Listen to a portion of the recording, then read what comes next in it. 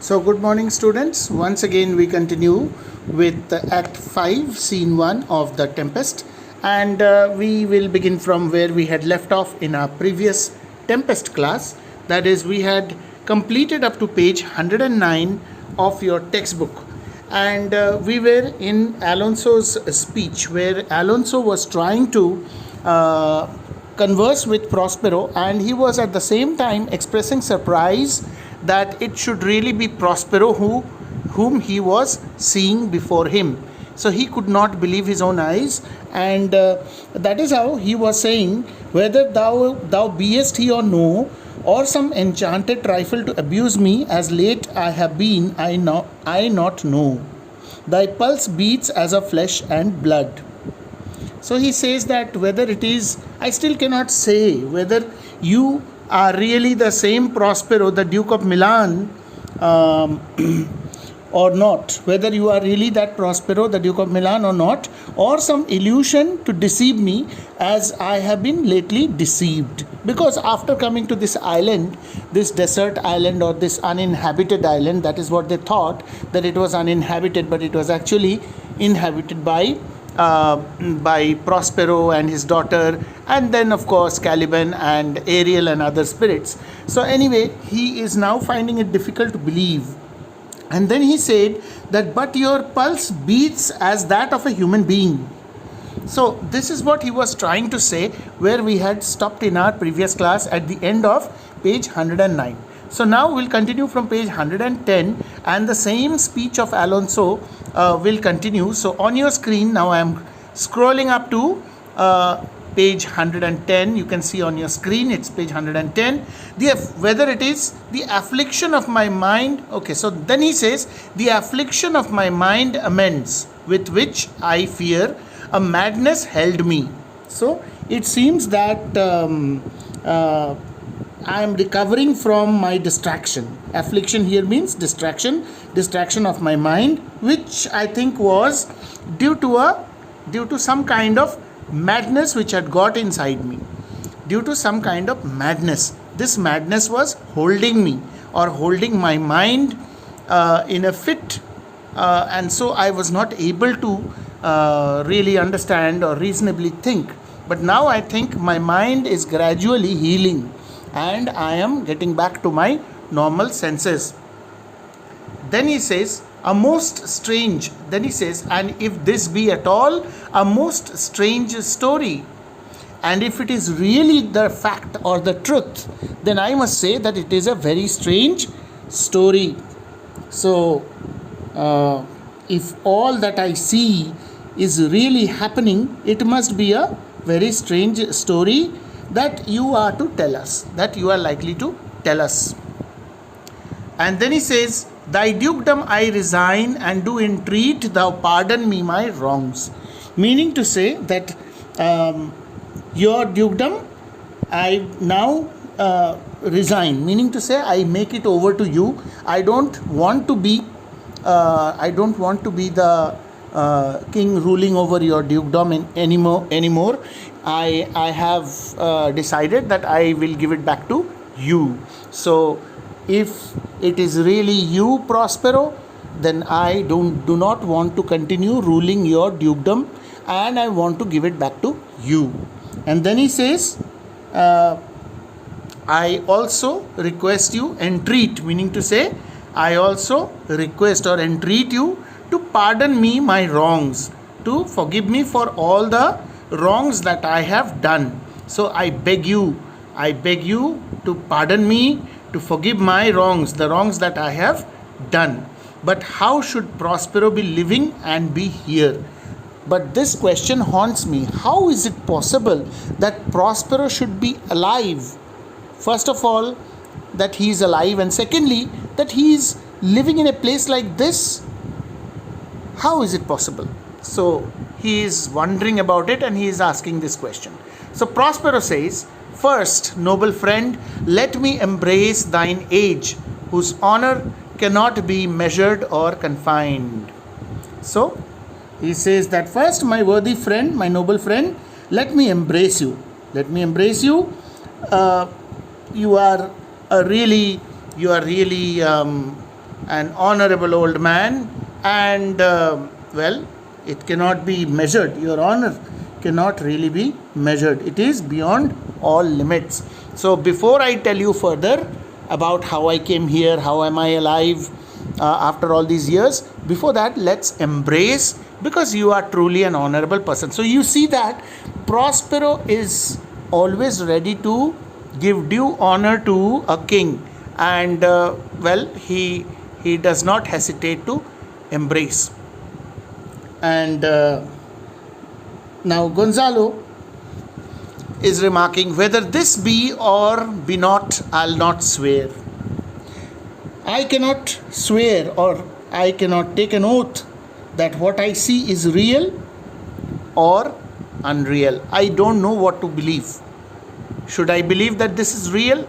Should I believe that this is not real? Well, I cannot swear. I cannot really swear in favor of any of these two options. I can neither believe it nor disbelieve it.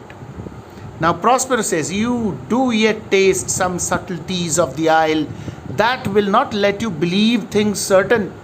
Says that you are still under the spell that this island has cast upon you. So the spell which has been cast upon you, that the effect of that spell has not yet disappeared, and that's the reason why you cannot believe things that are real. So that's the reason why you cannot believe things which are certain or really happening. Things which are really happening are difficult for you to believe, Gonzalo, because the effect of the spell is still, to some extent, it is still on your mind. Welcome, my friends, all. And with that, Prospero gives a ceremonious welcome to Alonso and all the others. He says, all my friends, see, this is Prospero. He does not consider them his enemies. Though they have done so much against him, he still refers to them as his friends. And this is the friendly aspect of Prospero's nature and the forgiving quality that he has in him. So forgiveness and freedom are the keynotes of the Tempest. One side we are seeing now the forgiveness and freedom. Freedom from everything. The freedom for these people who are under the spell. Freedom for Ariel, the airy spirit. Freedom for, freedom from the liberal art that Prospero was practicing. Freedom from the responsibilities that he had to take as a father and bring up his daughter for all these years, because now daughter is going to get married. So father's responsibility kind of gets over. So forgiveness on one hand and freedom on the other. There are so many kinds of freedom involved, and then you have this forgiveness. This makes Prospero truly the chief protagonist of the play. And then if we talk about allusion, then we may say that if Prospero is Shakespeare and Shakespeare is Prospero, then this freedom also refers to Shakespeare's freedom from this life of writing plays, acting in them, directing them, producing them, staging them, training the actors, rehearsals. Freedom from all this, because he is planning to take his retirement after finishing this last play. So he says, welcome, my friends, all. And then he speaks aside to Sebastian and Antonio. These two culprits, Prospero speaks separately. But you, my brace of lords, were I so minded, I here could pluck his highness's frown upon you and justify you traitors at this time. So he says that the two of you, well, my brace of lords, if I were so minded, I could, if I had a mind to do it, then I could reveal what you have been doing without the knowledge of the king. I can reveal everything to the king, and you will have to pay for it. So, my brace of lords, were I so minded, here I could pluck his highness's frown upon you. I might have drawn upon you the displeasure of his majesty and prove you to be traitors. At this moment, he says, however, I will not disclose any secrets. He says, I will tell no tales. At this time, I will tell no tales. Sebastian aside, the devil speaks in him. Now see, this is the character of Sebastian. He speaks aside, meant only for the audience, and he says that it is the devil. He is being prompted by the devil. The devil speaks through his mouth. In a way, he means to say that Prospero is possessed by a devil. Prospero says, no, for you, most wicked sir, whom to call brother would even infect my mouth. Now he turns to Antonio, his own brother, the usurping Duke of Milan, and he says, there is no devil speaking from my mouth. I say no. I forgive you too. Whom to call my brother would actually taint my or infect my mouth. My mouth could be infected, tainted for calling you my own brother, because you don't deserve to be called a brother. Anyway, but still I am forgiving you. I forgive your foulest crime. He goes on to say, I do forgive thy rankest fault, foulest crime, most heinous crime, all of them, and require my dukedom of thee. So I forgive all your faults, but then I want my dukedom back from you. I demand that you should return my dukedom to me, because it belongs to me, it does not belong to you. I know thou must restore. He says, which perforce I know thou must restore. Meaning to say, with no choice in the matter, you have no other choice now. You have to return my dukedom to me.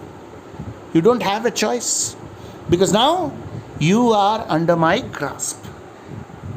Alonso, in the meantime, remarks, if thou beest Prospero, and we move on to the next page, if you are really Prospero, give us particulars of thy preservation. Then give us the details of how you survived for all these years. How thou hast met us here. Tell us, how is it that we have met here after all these years? What exactly has caused us to meet each other here? Who 3 hours since were wrecked upon this shore. 3 hours ago we were shipwrecked and we reached this island, the shore of this island. And after that we suddenly met you. We meet you now within these 3 hours. We were loitering here and there and finally we meet you. So tell us, how is it that this was possible? Where I have lost, how sharp the point of this remembrance is, my dear son Ferdinand. So he says that I have lost actually after coming to this island. In fact, because of the shipwreck, I have lost, and my heart pains once again tremendously. Sharp, how sharp the point of this remembrance is.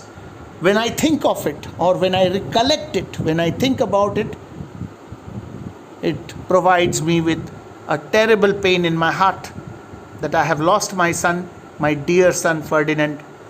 Prospero says, I am woo for it, sir. I am really sorry for what has happened with you, sir. I really feel sorry for you that you have lost your son. You are saying, Alonso says, irreparable is the loss, and Patience says it is past her cure. It is a loss which can never be made good. Irreparable means something which cannot be made good. So it is a big loss. And Patience says it is past her cure. And they say that if you are patient, you can overcome your pain. The pain in your heart goes away with time. You have to be patient when you lose someone. But this is such a great loss. So much of pain is inflicted by this loss that even Patience has told me that she cannot cure my pain. The pain in my heart cannot be cured by Patience. Here, Patience is an abstract entity, but it has been personified. That's why the word her has been used to describe Patience. Prospero says, I rather think you have not sought her help, of whose soft grace for the like loss I have her sovereign aid, and rest myself content. I rather think, or I should rather think, that you had not tried your patience fully. You did not try your patience fully. You should have tried more. I think you did not try enough.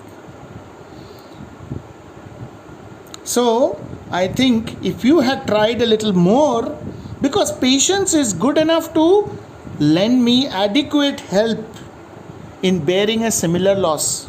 You are saying that patience has told you that it is such a loss that the pain can never be taken away by patience. But I must say that you have not tried enough, because even I have suffered such a great loss. But with patience, I have been able to overcome it. Just as he says, just as you have lost your son, I have lost my daughter. He says that I have also suffered a similar loss like you.